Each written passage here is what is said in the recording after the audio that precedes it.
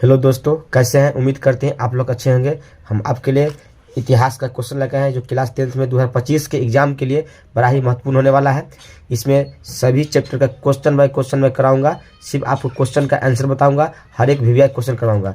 जैसे इसमें चैप्टर है, देख लीजिए, दिया है। पहला चैप्टर है यूरोप में राष्ट्रवाद, उदय और विकास। ठीक है, ये सभी जितने भी है 8 के 8 चैप्टर के क्वेश्चन आपको मैं नोट की तरह वीडियो के माध्यम से आपको दूंगा।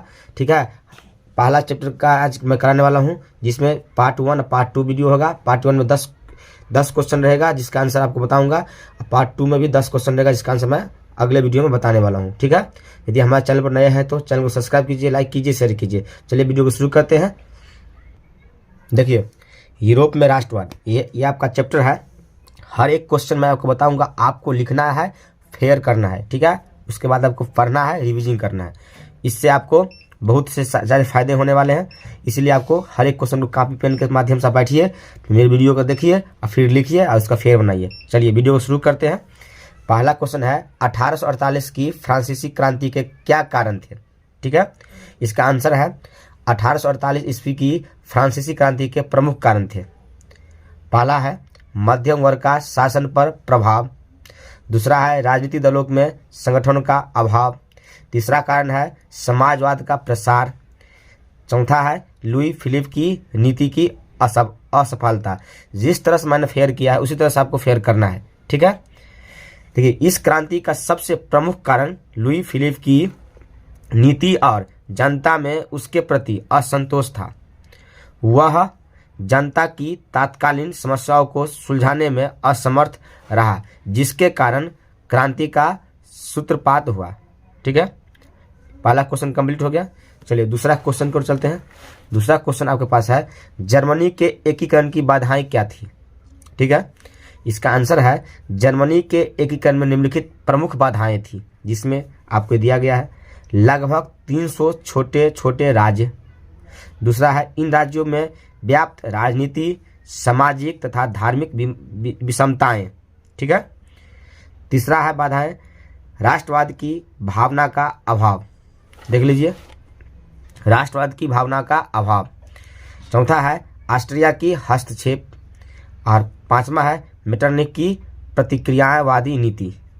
जर्मनी के एकीकरण की ये बाधाएं थी। ठीक है, क्वेश्चन नंबर 2 आपको मैं बता दिया हूँ। क्वेश्चन नंबर 3 पर चलते हैं। हर एक क्वेश्चन आपके लिए इंपॉर्टेंट यहाँ पर रहने वाला है। ठीक है, देख लीजिए, वियना कांग्रेस की 2 उपलब्धियां बताइए। इसका आंसर है वियना सम्मेलन की मुख्य उपलब्धियां थी नेपोलियन द्वारा पराजित राजवंशों की पुनः स्थापना का प्रयास किया गया। फ्रांस और स्पेन में बुर्बो राजवंश की फिर स्थापित किया गया। फ्रांस में लुई 18वां को राजगद्दी सौंपी गई। इटली में ऑस्ट्रिया राज्य परिवार को सत्ता सौंपी गई। नेपोलियन द्वारा स्थापित 39 राज्यों के जर्मन महासंघ को भंग नहीं किया जा गया। इन प्रकार वियना व्यवस्था द्वारा यूरोप में राजनीतिक परिवर्तन कर पुरानी सत्ता को बहाल किया गया। ठीक है, यही आपका इसका आंसर हुआ। ठीक है, केवल मैं आपको क्वेश्चन इसका आंसर बताने जा रहे हैं। ठीक है, देखिए, इटली जर्मनी में के एकीकरण में ऑस्ट्रिया की भूमिका क्या थी? क्वेश्चन नंबर 4 है। ठीक है, देखिए, इटली जर्मनी का एकीकरण ऑस्ट्रिया की शर्त पर हुआ, क्योंकि इटली एक जर्मनी के प्रांतों पर ऑस्ट्रिया का आधिपत्य तथा हस्तक्षेप था। ऑस्ट्रिया को इटली और जर्मनी से बाहर करके ही दोनों का एकीकरण संभव था। दोनों राज्यों ने ऑस्ट्रिया को बाहर निकालने के लिए विदेशी सहायता ली। ठीक है, ये आपका आंसर हुआ। नेक्स्ट क्वेश्चन आपके पास है, मेजनी कौन था? ठीक है, युवा इटली संगठन का स्थापक मेजनी इटली में राष्ट्रवादियों के गुप्त दल कार्बोनरी का सदस्य था। वह सेनापति होने के साथ साथ गणतांत्रिक विचारों का समर्थक तथा साहित्यकार भी था। चलिए इसका आंसर दूसरे पेज में है। 1830 ईस्वी में नागरिक आंदोलनों द्वारा उसने उत्तरी और मध्य इटली में एकीकृत गणराज्य स्थापित करने का प्रयास किया, किंतु असफल रहने पर उसने इटली से पलायन करना पड़ा। 1845 ईस्वी में मेटरनिक की पराजय के बाद मेजनी पुनः इटली आकर इटली के एकीकरण का प्रयास किया, किंतु इस बार भी वह असफल रहा और उसे पलायन करना पड़ा। मेजनी को इटली के राष्ट्रीय आंदोलन का मसीहा कहा जाता है। इसका इतना ही आंसर था। ठीक है, क्वेश्चन नंबर 6 पर चलते हैं। देखिए क्वेश्चन नंबर 6 है, गैरीबाल्टी के कार्यों की चर्चा करें। गैरीबाल्टी के जो कार्य है उसकी आपको चर्चा करना है। ठीक है, देखिए गैरीबाल्टी जो बारे में जो दिया गया है, ज्यूसेप गैरीबाल्टी का जन्म 1807 में नीस नामक नगर में हुआ था। वह पेशे से एक नाविक था और मेजनी के विचारों का समर्थन था। ठीक है, परंतु बाद में काबुल के प्रभाव में आकर सैद्धांतिक राजतंत्र का समर्थन बन गया। गैरीबाल्टी ने सशस्त्र क्रांति के द्वारा दक्षिण इटली के प्रांतों का एकीकरण कर वहां गणतंत्र की स्थापना करने का प्रयास किया। ठीक है, आगे है, गैरीबाल्टी ने सिसिली और नेप्ल्स पर आक्रमण किया। सिसिली और नेपल्स पर आक्रमण किया। इन प्रांतों की अधिकांश जनता बुर्बो राजवंश के निरंकुश के शासन से तंग होकर गैरीबाल्टी का समर्थन बन गई थी। गैरीबाल्टी यहाँ विक्टर एनुअल के प्रतिनिधि के रूप में सत्ता संभाली। गैरीबाल्टी के दक्षिण अभियान का काबुल ने इसी समर्थन किया।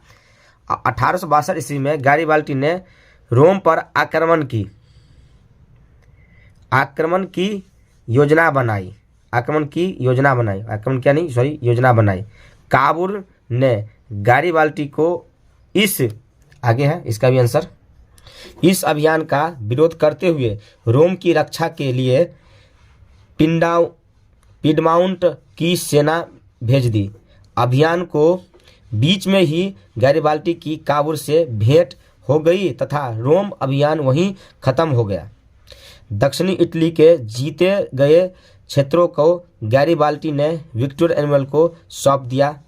गैरीबाल्टी अपनी सारी संपत्ति राष्ट्र को समर्पित कर साधारण किसान का जीवन जीने लगा।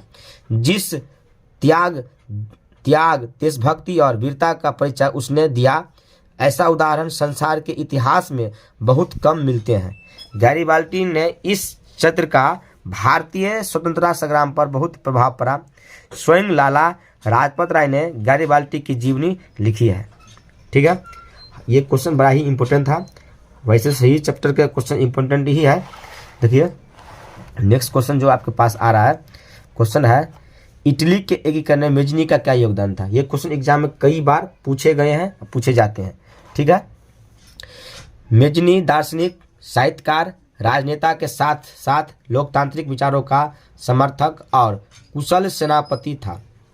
राष्ट्रवादी भावना से प्रेरित होकर ही उसने गुप्तकारी संगठन का कार्बोनी की सदस्यता ग्रहण की थी। मेटरनिक युग की पतन के बाद इटली में मेजनी का प्रादुर्भाव हुआ। अपने गणतंत्रवादी उद्देश्यों के प्रचार के लिए मेजनी ने 1831 में मासेई में यंग इटली की स्थापना की। इसका सदस्य उसने युवाओं को बनाया। एग्जाम में कई बार आते हैं, यंग इटली का स्थापना, यूरोप का स्थापना किसने की, तो मेजनी की थी। 1831 में की इटली की, 1928 में यूरोप की। ठीक है, बनाया।